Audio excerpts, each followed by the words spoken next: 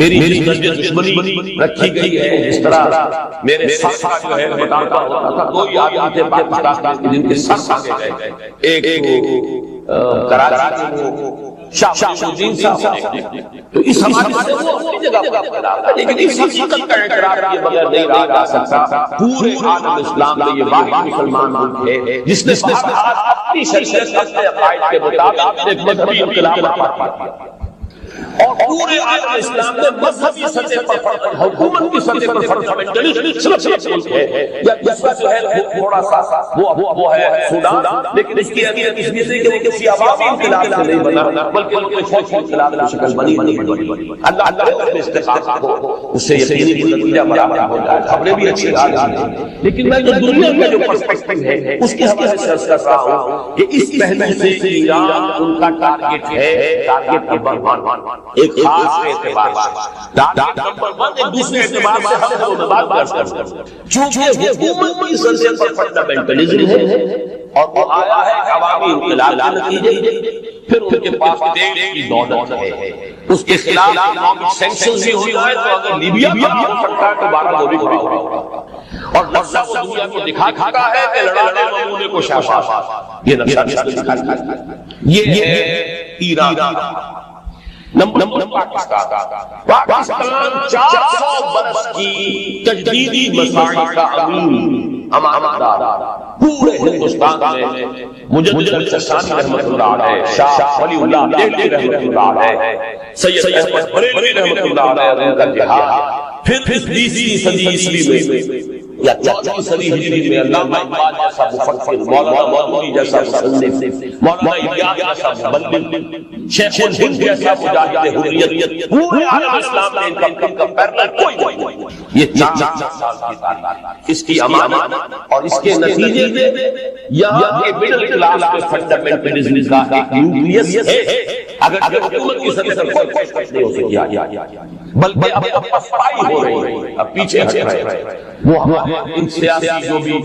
زعماء ہیں جو جماعت ہیں ان کی غلط اور الیکشن ہی کو واحد میدان بنانا، اس کے اندر اپنا سارا حرف و توانائی اور قوت زائد ہے، یہ ہے در حقیقت جس کا کہ یہ سب رہی ہے۔ اس اعتبار میں تو پسپائی کی طرف ہے معاملہ، کسی پیشرفت کی طرف نہیں ہے، لیکن باہر تو دیکھتے ہیں کہ اندر کیا کچھ مواد موجود ہے۔ اگر مڈل کلاس اور فنڈامنٹلزم کا بات موجود ہے تو کسی بھی وقت اس کے اندر جو ہے وہ کو دھماکہ سکتا ہے۔ دوسری بات ان کے لیے ایک اعتبار سے ٹارگٹ نمبر 1 ہمیں بنا رہی ہے، وہ ہمارا ایٹمک نو ہاؤ، پورے عالم اسلام اور کسی کے پاس اسلامی بم بنے گا نہیں بنے گا۔ یہ ہے مختلف اسباب جس کے بنا پر ایران اور پاکستان کو بریک کر لیجیے، یہ اس نیو ورلڈ آرڈر یا آج کی میری گفتگو کے حوالے سے یہودی اور عیسائی گٹھ جوڑ کا جو ٹارگٹ نمبر 1 ہے، ایک اعتبار سے ایران ہے، ایک اعتبار سے وہ سب اگر ہماری یہ بھی ہمارے چرچا جائے گا بھائی اس کا پہلا تقاضا ہی کیا گیا کہ اگر تمہارے دو بھائیوں میں اختلاف ہو جائے تو اصلاح کرا صلح فتقوا اللہ، یعنی ان ڈفرنس کی روش صحیح نہیں ہے۔ میں کیا کروں یہ جانے آپ اب میں اگر ایک بات کروں دوسرا ناراض ہو جائے گا، دوسرے میں پہلا ناراض ہو جائے گا، تو میں یہ بہت اہل ایمان کا فرق، یہ مسلمان بھائی نہیں آپس میں اگر اختلاف ہو رہا ہے جب تلش تو اسے نفع ہے۔ اس کے پاس 6 احکام آئے، وہ اللہ اے ایمان تم میں سے کوئی مرد دوسرے مرد کا تبسم کیا، ہو سکتا ہے کہ جن کا مذاق اڑایا جا رہا ہے وہ مذاق اڑانے والوں سے اب آپ نے کسی کا ایمانی ہے اور مذاق اڑا دیا تو اللہ نے بنایا ہے، اور کیا پتا کہ اس کے دل میں ایمان ہے، ایمان کتنا ہے، اللہ کی راہوں میں کا موضوع زیادہ لہذا اس کے ساتھ لا یقوم عصا یقین خیر، اور کیونکہ یہ مرض خواتین میں زیادہ ہوتا ہے لہذا دوران آتا ہے بلا رسال من نساء، اور نہیں کوئی اور دوسری عورت کا مذاق اڑانا، عصا یقین خیر ہو سکتا ہے۔ سوچے کہ جن کا مذاق اڑا رہی ہے وہ بہتر اور ان کے لباس کے اوپر فرقہ چوز کر دیا، کوئی وقت کے فیشن کے مطابق نہیں ہے، کوئی اور یہ اور میں زیادہ ورنہ صرف مذکر کے سیسے میں بات آ گئی تو بڑے کتابوں کے حوالے سے بھی ہوگی، لیکن جہاں معاملہ اور تو وہاں کو دوہرا بولا ایک دوسرے کو الزام نہ لگایا، بہتان تلاش نہ کیا، عیب نہ کیا، بولا ایک دوسرے کے خلاف اپنا نام رکھ دیا۔ اب یہ بہت بڑی بات ہے۔ آپ کسی کو اپنی جگہ پر فرض کیجیے کہ لوگ اپنے آپ کو اہل حدیث کہتے ہیں، یہ سلفی کہتے ہیں، آپ وہاں اب یہ جماعت اسلامی کے لوگ ہیں، یہ صحیح نہیں انداز نہیں ہے، یہ ہے کہ وہ جماعت اسلامی کے لوگ ہیں، آپ کسی اس بات پر نہیں آ برا کلام عبد اللہ بس اس خصوص کو آگا ایمان کے بعد یہ برے نام بھی برے، اب دور کی بات ہے، یہ زبان بدلنا بھی جو بات کہتے ہو تو سمجھتے ہو کہ شاید غریب نہیں، اللہ اللہ کی بڑی بڑی وہ حدیث پڑھ کے حضرت معاذ سے کہا تھا کہ معاذ سکرت قوموں کا یا معاذ، لوگ جہنم میں ہوں ڈالنے والی شے اس زبان کی کھیتی سے بڑھ کوئی نہیں، زبان کیونکہ بے لگام طاقت نہیں لگی، خر آیا جو جہاں وہاں گیا، لیکن ہر لفظ کے ہمارے سے نکلا ہوا وہ جنت میں جا کے پودا بن جائے گا اور یا جہنم میں دھار کرے گا جو تمہیں آخرت سے جا کے کاٹ۔ اگلی آیت اہل ایک دوسرے سے سوء ظن سے کہا، پہلے انسان سمجھے کہ اس کی تو یہ خرابی ہے، بھائی آپ کے پاس کیا چیز وہ واقعہ ہو گیا ہے، ثبوت ہے، ٹھیک ہے آپ ایسے بغیر ثبوت واقعہ کہ آپ ظن قائم کرتے ہیں، ان بات اس بات جو ہے سوء ظن کو اللہ تعالیٰ گناہ ولا تجسس، اور دیکھو ایک دوسرے کے حالات کی تو میں نہ رہا بات ہوتے ہیں جیسے بچے صاحب زندگی میں بیٹھے وہ فطرت کچھ لوگ رہتے ہیں کھوج میں گھر میں کیا ہو رہا ہے، اس میں کوئی بندہ ہے یا یہ انسان ہے، ذرا کوئی اگر کوئی بات لے یہ ان کا ضعف اس طریقے سے بلکہ آج حدیث پڑھ رہے ہیں کہ اگر تمہارے کسی مسلمان بھائی کی کوئی عیب ہمارے علم میں آ جائے تو اس کو پردہ کرنا، اسے بیان کرنا، خود سے تجسس کر کے لوگوں کو یوں تلاش کرنا، یہ تو بہت بڑا اب دیکھو ایک کسی مسلمان بھائی کی برائی بیان کرنا اور پوچھا کیا حضور اگر برائی اس میں ہو تب بھی اگر وہ ہے نہیں تو محتاط ہو گیا، وہ تو بہت بڑا ہو گیا۔ ایک شخص کے اندر ایک عیب ہے کہ کوئی برائی کی ہے، اس کے پیچھے ہاتھ اور اس کی اوپر تنقید کرو تاکہ وہ اصلاح کرے، پیچھے اور اس کو اتنا برا کہا گیا کہ ايحب احدكم ياكل لحم اخيه، کیا تم میں سے کوئی شخص اپنے مردہ بھائی کا گوشت کھانا پسند کرے گا؟ فکرتموه، یہ بات بری بات، لیکن جانو کسی مسلمان بھائی کی ہمت اخلاق سے بڑی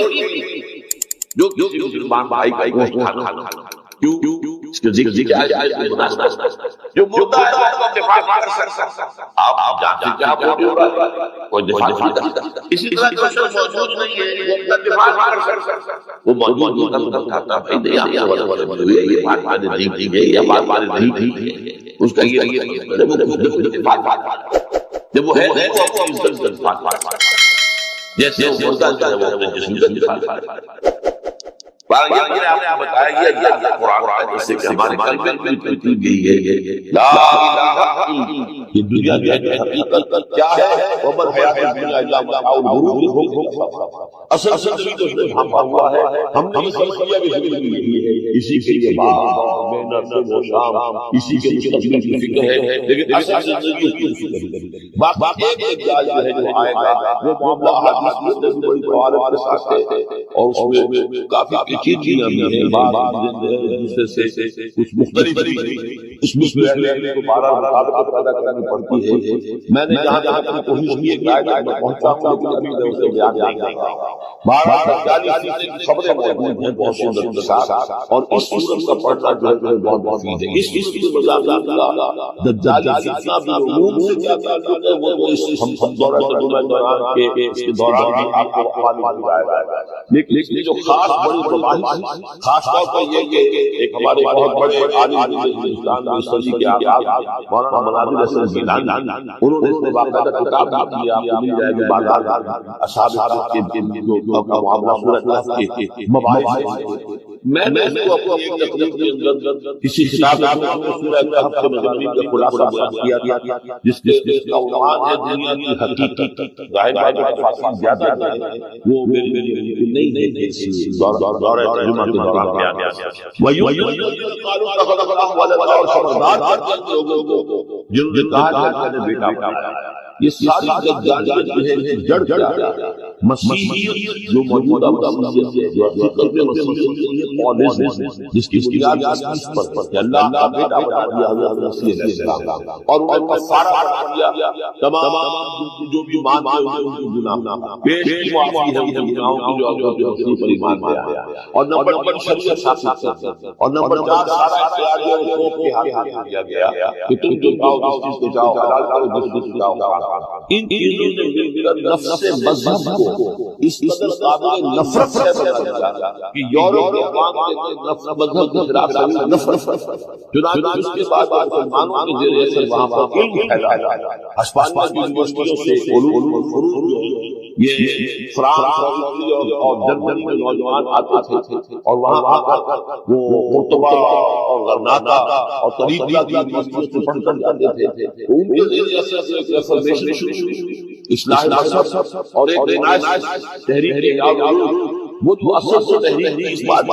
کہ انسان علم کی دوبارہ رجوع کرے لیکن وہ علم جب آگے بڑھا ہے تو وہاں کی عیسائیت کے خلاف رد عمل تھا. اس کی وجہ سے اس میں مذہب دشمنی اس تحریک کے اندر تو مذہب سے بیزاری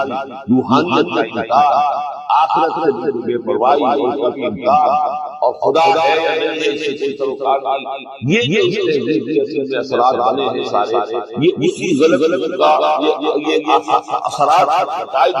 کہ جو عیسائی مذہب میں تحریفات کے جو غلط اس کو یہاں کہا گیا ہے کہ ان لوگوں نے عقیدہ ایجاد کیا مالا ان کے پاس کے لیے سند نہیں ہے ولا آئے نہ ان کے آبا و اجداد کے پاس سند. کبرت کلمۃ تخرج من افواہہم بہت بڑی بات ہے جو منہ سے نکل رہی ہے، بہت بڑی گستاخی ہے جو اللہ تعالیٰ کی شان کر رہے ہیں. یقولون الا کذبا یہ نہیں کہہ رہے مگر جھوٹ سراسر سیدھا سفید جھوٹ بول رہے ہیں. فلا تباقوا نفسك على آثارهم تو اے نبی شاید آپ اپنے آپ کو ہلاک کر دیں گے ان کی جو اثرات کرنے والے عیسائیت کے اس غلط عقیدے کے جو نتائج موجود ہیں جب یہ نتائج ظاہر ہوں گے تو ان کے سنگین ہوں گے. فلا تباقوا نفسك کہ ان کے احساس سے ان کے ادراک سے شاید کہ آپ اپنے صدمے سے اپنے آپ کو ہلاک کر دیں. ان لم يؤمنوا بهذا الحديث اسفا اگر یہ لوگ اس حدیث پر اس قرآن پر یہ بات جو بتائی جا رہی ہے ایمان نہ لانا اس پر ایمان نہ لانا اپنے غلط عقیدے پر قائم رہے اس غلط مذہب کو برقرار رکھا تو اس کا جو رد عمل ہوگا اور انسانی پر اور اس سے تاریخ انسانی اور انسانی ثقافت کی غلط پر پڑے گی جو دجالیت کا فتنہ اس سے جنم لے گا. ان تمام چیزوں کے اثرات سے شاید آپ کو اتنا صدمہ ہو کہ فضاد کا واقع ہو سکتا ہے الا بهذا الحديث اسفا ان جعلنا مع الذين اتقوا ہم نے زمین کے اوپر جو کچھ ہے اسے اس کا گہنا بنا دیا ہے بنا دیا ہے زینت بنا دیا ہے. یہ آپ کر دیجیے لفظ زینت اور زمین میں اس کی زیبائی اور آرائش یہ اس سورہ مبارکہ کا عموم یعنی اس کو اتنا کھبا دیا ہے نگاہوں میں اللہ نے کہ آخرت سے بخود انسان یہ پردہ چمک دمک ہے یہ کاریں ہیں یہ بلڈنگیں ہیں یہ کوٹھیاں ہیں یہ آج باتیں ہیں یہ کیا اس کی جو سمجھیے قوم کی سوچ ہے اس دنیا کا. اور ظاہر بات ہے میرے کیا کہتے ہیں کہ کچھ جہاں دیکھتے ہیں اس سے 10 گنا 100 گنا 1000 گنا نظر آئے گا اپنے دل ہو جاتی ہے. نتیجہ کیا نکلتا ہے کہ انسان کی سمجھتا ہے کہ یہی مادہ ہے اصل ہدایت کے یہی لوگ ہیں صحیح معنی میں جن نے واقعہ علم حاصل کیا ہے، لہذا اپنی غلط تہذیب کا غلط تمدن، ان کے تمام غلط طاقت کے معاملات کے لیے ہم طریقے سے پیروی کر رہے ہیں۔ یہ سارا مسئلہ جو ہے اس لیے ہے کہ چمک دنیا کی بھائی آرائی سے متاثر ان کے اوپر ہے، اس لیے ہم نے اسے اس کے لیے بناؤ ہار نبلوہم، تاکہ ہم آزمائیں جو ایہم احسن عملا، کون ہے ان سے اچھے عمل کرنے والا۔ یعنی دیکھتے وہ شعر ہے تھوڑا سا شاعر باری تعالیٰ کے بات سے شاید اتنا مناسب نہ ہو، لیکن یہ مفہوم کو ادا کرتا ہے کہ روح روشن سے آگے شمع رکھ کر وہ یہ کہتے ہیں ادھر آئے تھے یا ادھر ایک تو ذات باری اور ایک طرف یہ اس کی سمجھ۔ اب یہ پروان ہے کہ انسان آیا یہ اللہ اور آخرت میں جا رہا ہے یا دنیا کی طرف اور دنیا کی زیبائی جو زیبائی چلا گیا تباہ ختم خطر اور جس نے اس زندگی زیبائی چلائی اس سے وہ جو حقیقت ہے جو اصل حسن ازلی ہے اللہ تعالیٰ اور اس کا جو جلال اور کمال ہے اور جو آخرت کی نعمتیں ہیں ان کو اس کو یاد کیا تو امتحان نہیں ہے کہ روح روشن سے آگے شمع رکھ کر وہ یہ کہتے ہیں ادھر جا جائے تھے یا ادھر پروان وَإِنَّ جَعَلْنَا مَا عَلَيْهَا سَعِيرًا، اور یہ جو کچھ بھی اس پر ہے ہم وقت آئے گا کہ اس کو بنا کر رکھ دیں گے جیسے کہ میدان اس رشتے کے فصل کاٹ جب قیامت ہوگی کیا ہوگا اسی زمین کو نہ یہاں وہ پہاڑ آ جائیں گے کود کود کر چپ کر کے جائے گا، نہ یہ آپ کے پاس اسکائی سلیپر پڑ جائیں گے، نہ یہ آسمان باتیں ہوگا، یہ ذرا بڑا ہوگا جیسے کسی کھیت کو فصل کاٹ دی جاتی ہے تو وہ بڑا ہوتا ہے ویران۔ وَإِنَّا لَجَاعِلُونَ مَا عَلَيْهَا صَعِيدًا جُرُزًا، ہم اسے کر کے چھوڑیں گے ایسا کھیت کہ جہاں پورا پڑا ہوا ہو جو ہے اس کا دوری کا ہم حسب کا اصحاب الکہف والرقیم قالوا ان آیاتنا عجب، اب یہاں سے اصحاب الکہف کی بات ہو رہی ہے کیونکہ ان کی فوائد یہود اصحاب الکہف کیا سمجھ رہے ہو کہ اصحاب الکہف والرقیم، رقیم جو ہے ان کی تخطیط تھی ایک کے اوپر ان کے حالات جو ان کے ایک کہف کی غار جو تھی اس کے اوپر لگا تو انہیں اصحاب الکہف کہتے ہیں، اصحاب الرقیم یہ دونوں ایک گروہ کے نام۔ کیا تمہارے خیال میں ہماری بڑی عجیب آیا ہے بات تو غیر معمول تھی لیکن حقیقت ہمارے ہماری تشریح میں ہماری سنائی میں اس سے ہزاروں ہمارے کچھ ہے کسی درجے میں تم سمجھو انسان سے بہت بڑی بات یہ صاحب کا جو قصہ ہے میں سمجھتا ہوں کہ پورے وصوف کے ساتھ کیسے دیکھیے جب حضرت مسیح علیہ السلام آئے تو یہ پورا عبادت ہے فلسطین کا اور جہاں پر جو آپ بھی ہے یہ اس وقت رومن امپائر کا اگر تو مقامی طور پر ایک لوگ بادشاہ تھا یہودی وہاں حکومت کر رہا تھا لیکن وہ اصل سے حکومت ہوتی یورپی سے اور اس کے بعد بغاوت حضرت مسیح کو اٹھا دیے گئے 37 عیسوی کے آس پاس لیکن اس کے بعد یہود بغاوت کے خلاف جس کے نتیجے میں 70 عیسوی میں یہ حکومت کو ختم اور بیت المقدس کو برباد کیا، یروشلم کو تباہ کیا، یہودیوں کو قتل کیا اور بھیج دیا، نکال دیا وہاں سے باہر۔ اس وقت کا معاملہ یہ ہے کہ اب کوئی یہ جو رہ جاتے تھے یہاں پر کوئی یہودی یا عیسائی یہودیوں کو نکال کر عیسائی لیکن عیسائی یہ حضرت عیسیٰ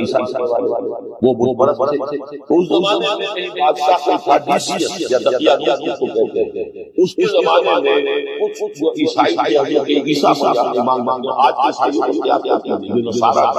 حضرت عیسیٰ کو ماننے والے جو موحدین تھے ان سے کچھ نوجوانوں کی پیشی بادشاہ کے دربار انہوں نے کہا کہ اپنے نئے دین سے اگر بات نہیں آؤ گے کہ مہلت دی جا رہی ہے تو تمہیں پوری طرح جائے گا مہلت دی جا رہی ہے اور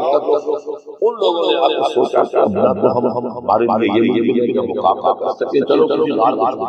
دیکھیں اللہ تعالیٰ کیا ہمارے وہ ایک غار میں جا اور غار میں جا کر چھپتے ہیں تو اللہ نے وہاں سلا موت آنے سلا اس کو صحیح معلوم ہے کہ کتنے عرصے وہ وہاں تھے اس کا ذکر آگے آئے گا دو گروہ مراد اور تیسری اہم ترین آیات کیا ہے؟ آیات قرآنیہ. ان تینوں میں گہرا فرق ہے. آیات آفاقی، آیات انسوسی، آیات قرآنیہ. ان میں تدبر کے ذریعے اور فکر کے ذریعے انسان ایمان حاصل کرے. یہ ٹاپ، یہ انٹلیکچوئل کا ایمان، یہ صدیقین کا ایمان. نمبر 2 ایک ایمان ہے عوام کے لیے، اس کے دو راستہ. نمبر 1 صاحب یقین کی صحبت، جس کے اندر یہ ایمان پیدا ہو چکا ہو. آپ اس کے قریب رہیے. اگر بھٹی کے ساتھ بیٹھیں گے حرارت پہنچے، اگر برف کسی سے قریب ہوں گے ٹھنڈ پہنچے. صاحب امین، صاحب ایمان کی صحبت اختیار کریں گے، ایمان سرار. یہ ہے عوام. ان کی صحبت. تیسرا ذریعہ ہے جو ہمارے لیے خاص طور پر جو مسلمان پیدا ہوا، اب ایک بچہ ہے 7 سال کا، نماز پڑھنے کی عادت ڈال پڑھ رہا، اگر غیر شخص سے شروع کر دیا، روزہ رکھتا ہے، 9 برس کا ہو گیا، روزہ رکھنا شروع کیا. یہ اعمال جو ہے ان سے یقین پیدا ہوتا ہے. جیسے یقین سے عمل پیدا ہوتا ہے، ایسے ہی عمل سے بھی یقین پیدا ہوتا ہے. جب مداومت کرتے رہے اس پر تو اس سے بھی یقین کی کیفیت انسان میں پیدا ہوتا. سورہ حجرات میں بحث آئی ہے کہ آپ کے لیے یہ نبی بندو جو دعویدار ہیں ایمان کے، یہ آپ پر احساس کرتا ہے یمنون علیکم اسلموا قل لا تمنوا علی اسلامکم بل اللہ یمن علیکم ان ہداکم للایمان ان کنتم صادقین. یہ آپ پر احساس کرتا ہے کہ ایمان لے آئے. نبی سے کہیے مجھ پر اپنے ایمان کا کوئی احساس مند ہو، اپنے اسلام کا، بلکہ اللہ پر احساس کرتا ہے کہ اس نے تمہیں ایمان کے راستے پر ڈال دیا. جب اسلام پر آ گئے ہو تو آپ عمل میں رہو گے. اگر عمل میں رہو گے تو اس عمل کے ذریعے سے بھی تمہارے ایمان پیدا ہوگا. یہ 3 راستے ذہن میں رکھیے. جو عوام ہے غور و فکر، سوچ بچار، اس کی صلاحیت نہیں یا مواقع نہیں، ان کے لیے یہ 2 راستے، یقین بدلیہ عمل اور یقین بدلیہ صحبت. یہاں سے بار بار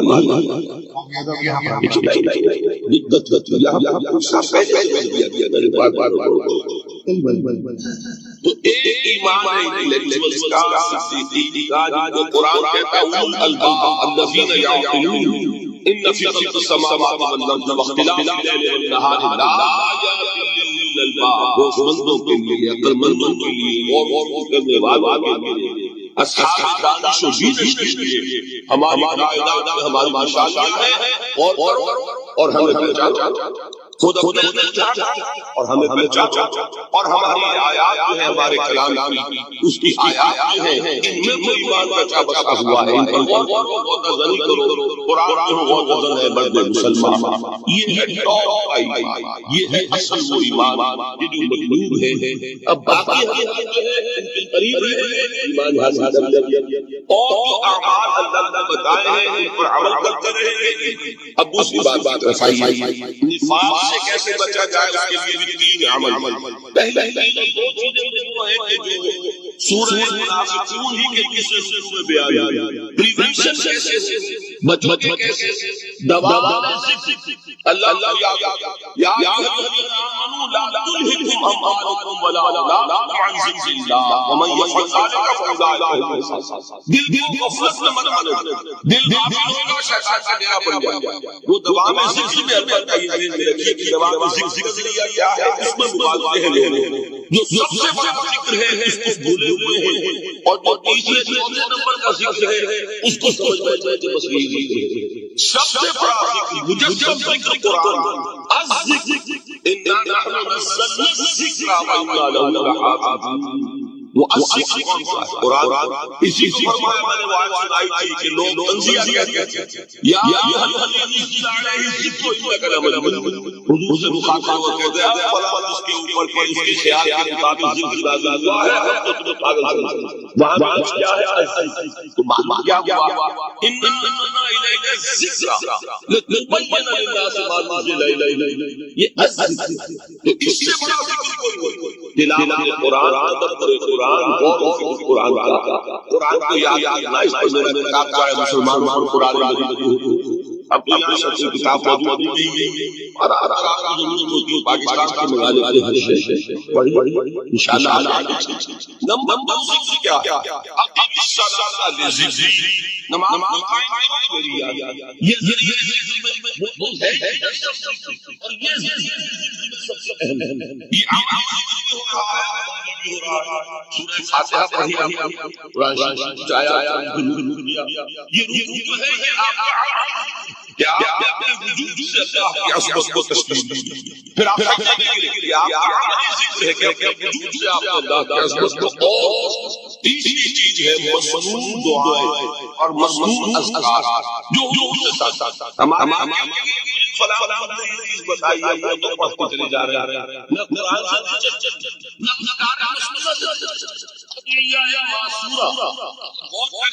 زندگی کے حل کے لیے حضور کی دعا صبح سے دعا ہے دعا ہے نکلے دعا ہے وضو دعا ہے دعا ہے مسجد کے دعا ہے مسجد دعا ہے مسجد ہے نماز تلاوت باہر نکلے دعا ہے گھر میں دعا ہے سواری پر سر دعا ہے اترتا ہے دعا ہے شیشہ دعا ہے کپڑے پہننے زندگی کا کوئی عمل یہاں جو تعلق ذہن شوق جس کو کہ خالص ایمانی بات سمجھا جائے گا اس کو بھی دعا غفلت میں وہ کام سمجھ اب آپ غور کیجئے اس میں اضافی وقت لگا اضافی اختیار کیا آپ یوں بیٹھو اس طرح بیٹھو کرو آپ کا وقت اضافی نہیں لگا جو کام کر رہے ہیں اور آپ اللہ کی یاد اور وہ اللہ کی یاد اس کام کی مناسبت ان سے دو بات جڑ گئے دعا سے رہے اللہ جڑا اور یہ الفاظ کس کے ہیں محمد رسول اللہ کے تو آپ کے دو تعلق آپ اپنی جی سے دعا مانگے تو پہلا دعا مانگے لیکن حضور سے جو معصوم اور مصنون زبان سے نکالتے ہیں تو آپ کا تعلق اللہ سے ہوا بذریعہ دعا اور وہ الفاظ کے حضور کے صلی اللہ علیہ وسلم کے ساتھ یہ چوتھے میں مانتا ہوں کہ ایک ہوتی ہے خاص کسی شخص کے امراض تشخیص کرنے کے بعد کوئی اگر طبیب ہے ماہر طبیب روحانی وہ آپ دیکھے گا تو اندازہ لگائے گا کہ آپ میں کیا کمی ہے اس کے مطابق آپ کو ذکر بتاتا ہے فلاں کا مراقبہ کیا کرو کسی میں کسی میں مال کی محبت زیادہ ہے کسی میں تحمل کی کمی ہے کسی میں شہرت کی خواہش ہے نمایاں ہو کسی میں تکبر ہے سب کا ایک سا بڑا فرق تو یہ حقیقت اندھے کی لاٹھی سے نہیں چلنے والی بات یہ تو ماہر کا کام ہے تجویز کرے کہ تمہارے در حقیقت ہمارے سلسلے سے سلوک کے بڑے ماہر ہوتے ہیں بڑے یہ جو علم نفسیات ہے اس کے ہمارے نفسیات کے بڑھ کوئی عالم نہیں فرائڈ کیا ہے اور ایڈلر کیا ہے اور یونگ کیا ہے بچے ہیں ہمارے نفسیات اس طرح انسان کی نفسیات اور وہ مناسبت سے تجویز کرتے ہیں لیکن اس کو رکھا جائے گا چوک جیسے مولانا صاحب فرماتے ہیں بھائی اس آیت کا برا کیا معنی الفاظ بھی ہم ہم کچھ خاص ایک شخص دے دی برا کیا توجہ کرنا خاص اس آیت پر اس کی معنی اپنے ذہن میں جمانا وہ کیوں ہے کہ آپ کے اندر جو کمی ہے اس کی خلاف لیکن یہ کہا آئے گا چوتھا سمجھ تو نفاق سے بچنے کا ذریعہ پریونشن کیا ہے نفاق سے دوا میں نہ تمہاری اولاد نہ تمہارے اموال نہ تمہاری تجارت نہ کاروبار ذکر سے نہ کر سکے پنجابی میں کہتے ہیں کہ حق اور دل یا کر رہے ہیں لیکن اللہ کے ساتھ زبان اللہ جو قرآن یاد ہے گاڑی میں آپ بیٹھے جا رہے ہیں لوگ ہوتے آپ قرآن پڑھتے جائیے اس سے بڑا یہ ہے تو کیا اس کے لیے دو چیزیں عجیب ہے نفاق کا علاج انفاق صرف انفاق کے معنی یہ بنا ہے جس سے نفقت الدرہم پیسے ختم ہو گئے یا نفقت فرض تھوڑا تو مال کھپانا لگانا اللہ کی راہ میں اگر دل میں نفاق کی کوئی آلائش آئی ہے تو اس کا ازالہ ہوگا انفاق فی سبیل اللہ، مال اللہ کی راہ میں صدقہ کی، خیرات دی اللہ دین میں لگائی، جتنے لگائی انفاق ہوئی، اس لیے کہ اصل سبب نفاق کا ہے ہی نہیں دنیا محبت، لہذا اس کا ازالہ ہوگا جو سب سے بہتر سے ہے انہو لکم فی الخیر شدید، مال بند لہذا اس کو اللہ کی راہ میں لگائیں گے تو وہ نفاق۔ اور ایک اور چیز ہے جو بہت اہم ہے، بہت ہی شعوری طور پر اس کا اہتمام کیجیے، جس وقت دین کے کسی فرض کی انسان کو سمجھ آ جائے، اس کا شوق پیدا ہو، پھر ڈیلے نہ ہو، ذرا سا ڈیلے جو ہے اس پر عمل کرنے میں یہ در حقیقت نفاق کو جڑ پکڑنے کا موقع ہے۔ ایک بات سمجھ میں آ گئی، اس میں شیطان کیا کرتا ہے، اچھا ابھی دیکھو یہ فرض ہے، یہ ذمہ داریاں ہیں، یہ کرنا ہے، اور پھر لگا کہ آپ نے آپ بہت سے لوگ کہتے ہیں بس انکار کے بعد تو سارا دین کے لیے وقت کر دوں گا، اب وہ تو خدا کا بندے کی بات تو رہ کیا جائے گا، انکار کے بعد سارا کھپ رہ کیا جائے گا۔ دوسرے یہ بھی جان لیجیے کہ کار دنیا کیسے تمام نہ کر بٹا کے بعد فارغ ہو جائے، بیٹوں سے فارغ ہو تو پوتے کبھی بھی وہ پہنچ ختم نہیں، وہ تو یہ کہ آج بات سمجھ میں آئی، آج عمل ہو۔ قرآن مجید یہ سورہ انعام میں بڑی شدید بڑی آئی ہے، الفاظ ہے یہ وَنُقَلِّبُ أَفْئِدَتَهُمْ وَأَبْصَارَهُمْ كَمَا لَمْ يُؤْمِنُوا بِهِ أَوَّلَ مرة۔